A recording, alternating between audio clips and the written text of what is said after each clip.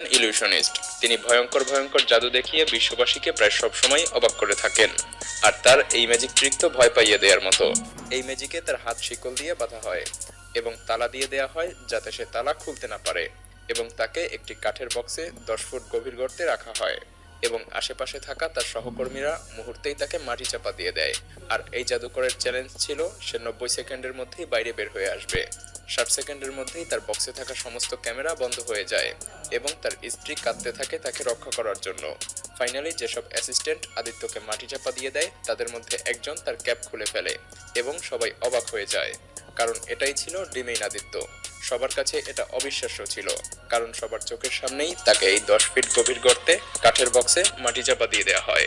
কিন্তু সে কিভাবে এখান থেকে বেরিয়ে এলো? বন্ধুরা, হয়তো নিশ্চয়ই এখন আপনাদের মনে প্রশ্ন জাগছে যে কিভাবে আদিত্য তার এই মরণ ফাঁদ থেকে বের হয়ে এলো। জাজেসদের কোনো আইডিয়াই ছিল না যে এটা কিভাবে হলো। চিন্তা করবেন না, এর সিক্রেট আমরা জানিয়ে দিচ্ছি। বন্ধুরা, আপনারা জানলে অবাক হবেন যে হাতে বাঁধা শেকল এবং হ্যান্ডকাপগুলো আপনারা দেখতে পাচ্ছেন এগুলো টোটালি ফেক। আর এটা খুবই সহজে যে কেউ খুলে ফেলতে পারবে। আর তাই সে খুব সহজেই কোনো রকম চাবি ছাড়া হাত নাড়াচাড়া করার মাধ্যমেই এই লক খুলে ফেলেছিল। এখন হয়তো আপনারা ভাবছেন যে এটি উপস্থাপন করেছিল আমেরিকান গট ট্যালেন্টসে। প্রথমে টেনবা তার হাতের রেজার ব্লেড জাজেসদের হাতে দিয়ে একটি পেপার কাটতে বলে। তারপর টানবা সবাইকে বলে যে এই রেজার ব্লেডটি সে খেতে যাচ্ছে। এটা শুনে সবাই অবাক হয়ে যায়। তারপর এই দৃশ্যটি দেখতে পাওয়া যায়। তারপর সে একটি পেপার মুখে নেয়। এরপর সে আরো বেশ কয়েকটি ব্লেড মুখে নেয় এবং একটি ড্রিঙ্কস পান করে, এবং ফাইনালি সে তার মুখের মধ্যে থেকে একটি সুতোর সাথে যে কয়টি ব্লেড সে গিলে ফেলেছিল সেগুলো আবার বের করে আনে। এটি দেখে কেউই যেন বিশ্বাস করতে পারছিল না। আসলেই কি সে ব্লেড গিলে ফেলেছিল? তো চলুন এবার এই ম্যাজিকটির রহস্য উদ্ঘাটন করা যাক। ম্যাজিশিয়ান প্রথমেই এই ধরনের কয়েকটি ব্লেড তার মুখের মধ্যে নিয়ে নেয়। তারপর আরো একটি ভোঁতা ব্লেড জাজেসদের হাতে দিয়ে পেপার কেটে ফেলতে বলে। ম্যাজিশিয়ান খুবই সতর্কতার সাথে পেপার খুব জোরে টেনে ধরে রেখেছিল, তাই পেপারটি এই ভোঁতা ব্লেড দিয়েও কেটে যায়। তারপর সে ব্লেডটি খেয়ে নেয়। এরপর সে কাগজ খেয়ে নেয়। এরপর সে আরো কিছু ব্লেড খেয়ে নেয় যেগুলো এভাবে একটির সাথে আরেকটি কানেক্টেড ছিল। আসলে এই ব্লেডগুলো একটিও সত্যিকারের ছিল না। এগুলো তৈরি করা হয়েছিল গ্লুকোজ এবং কিছু কেমিক্যাল দিয়ে। তারপর সে এই পেপার খেয়ে নেয়। এই পেপারটিও গ্লুকোজ দিয়ে তৈরি করা হয়েছিল, যা বাজারে অহরহ পাওয়া যায়। এরপর সে এই ড্রিঙ্কের মাধ্যমে প্রথমে যে ব্লেডটি মুখে নিয়েছিল তা খুব দক্ষতার সাথে রেখে দেয়, যা আপনারা দেখতেই পাচ্ছেন।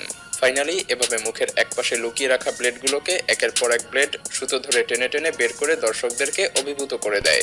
ম্যাজিক ট্রিকটি যদিও গায়ের লোম দাঁড় করে দেওয়ার মতো, কিন্তু দিন শেষে এটিও একটি ফেক ম্যাজিক। এখানে কেবলমাত্র দর্শকদেরকেই বোকা বাই সোর্ট ট্রিক ট্যালেন্ট শো এর একটি এপিসোড। এই ম্যাজিশিয়ান প্রথমে একটি কাগজের বড় বাক্স স্টেজে তুলে আনেন। এরপর তার অ্যাসিস্ট্যান্টকে স্টেজে নিয়ে আসেন। মেয়েটি বক্সের মধ্যে প্রবেশ করার পরে বক্সের উপরে আটকে দিয়ে এভাবে চারদিক দিয়ে এলোপাথারিভাবে সুচালো তীর বক্সের মধ্যে ঢুকিয়ে দেওয়া হয়। আর এটা দেখে সবার লোম দাঁড়িয়ে গিয়েছিল, কারণ স্বাভাবিকভাবে মেয়েটি এতক্ষণে আর জীবিত থাকার কথা নয়। এমনকি বক্সের মাঝখান দিয়ে এভাবে লাঠির আগায় সুচালো তীরটি একদম নিচ পর্যন্ত ঢুকিয়ে দেওয়া হয়। তারপর ম্যাজিশিয়ান সবগুলো লাঠির আগায় লাগানো তীরগুলোকে টেনে টেনে বক্স থেকে বের করে আনে। আর তারপরেই সবাইকে অবাক করে দিয়ে মেয়েটিও বক্স থেকে এভাবে বের হয়ে আসে।